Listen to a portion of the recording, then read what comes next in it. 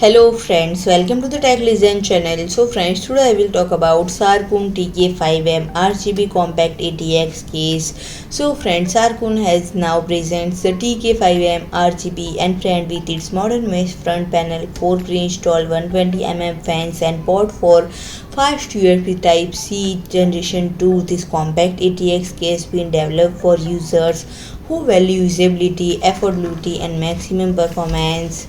And friend, three of these fans provide an optimized air intake behind the front panel, while another fan is responsible for removing the heated air through the rear of the case. And friend, if the user wishes to expand the airflow, two more 120mm fans or two larger 140mm fans can be installed under the top panel to provide an additional discharge of used air.